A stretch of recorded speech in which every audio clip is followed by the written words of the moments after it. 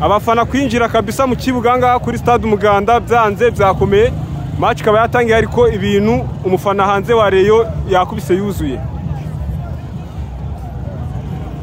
Ko mubibona bose n'abafana baje kureba match gusa kugura amatike ni ibintu byagoranye cyane. Aho abantu benshi sinzi niwe iyi match barayireba kabisa.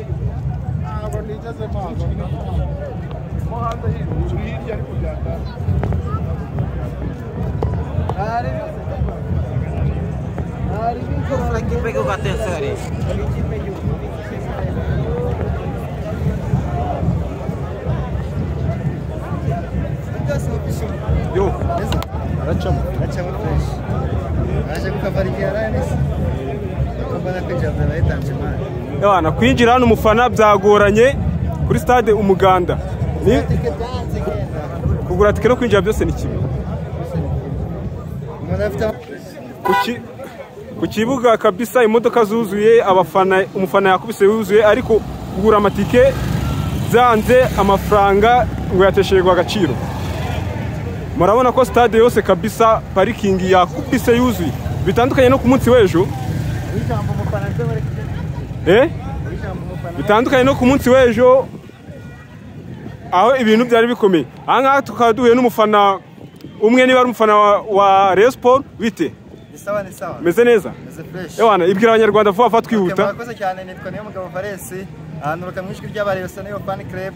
Twajana kuri stade Umuganda ariko ari imbogamizi twahuye nazo. Kugura amatike byanze umuntu aba yaturutse hano kure yaje kureba umupira ariko ubuno buryo bagize bwo kugura tike. Abafana babona twese hano. Nimba ari ministeri ikora niba ari serwa kubikora ntabwo tubizi ariko badutabare twese dufite amafaranga yacu twateze twaturutse hano kure tuje kureba umupira. Ati kugura tike byanze ese byahere ryari byange?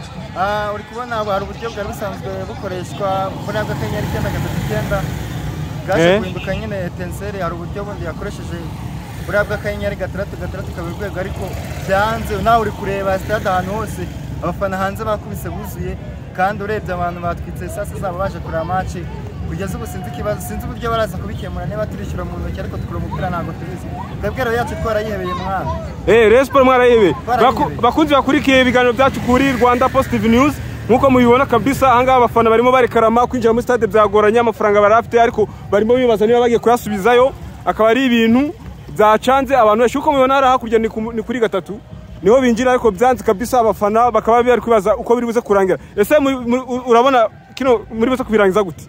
Ntabwo iki kibazo sinzi wenda sinzi iki kibazo uburyo kiraza gukemuka niba ari ubuyobozi bwa Etincelle buza kubikora nimba ari Ferwafa bikemo ntabwo tubizi ariko nk'abafana ba Rayon Sport twebwe turababaye kuko twebwe twatubitse hano kure tuje kureba umupira durekeje ikipe yacu n'ubwo ikipe yacu gukina ntabwo turi kuyireba kandi dufite amafaranga sinzi ikibazo kiri hano rero impamvu batari kutwereka umupira ibibazo birababaje twigarukiye kuri match y'umufana wa Rayon Sport biravugwa ko Etincelle uyu munsi iri buze kubacyurana aya manota niko bivugwa.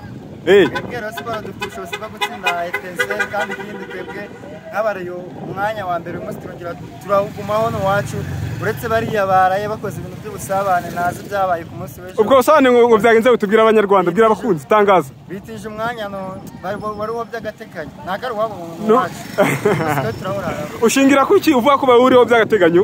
Ni by'agateganyo kuko n'ubundi sezo yose igiye kurangira bawugiyeho umunsi umwe ariko twebwe nuko wenda ejo badutanze gukina uyu munsi twebwe tayari kuraraho n'igikombe turacyegukana igikombe kizaba cyacu n'ubundi. Amakuru ari mu bafana cyase amakuru ari ya ndani hari nuko bivuga ko Etincelle ko icyo mwakora cyose yateguwe ngo ntabwo nubwo yigeze irari wabo murabona muri uza kwicika ikipe usanzwe uzira Rayon Sport rwose igiye gukina na Sport none hari imvantara ibintu byaba babishyize ku rwego rwo hejuru wenda wabona babonye n'akandi gaprima handi ukuntu ariko baraza kugasubiza.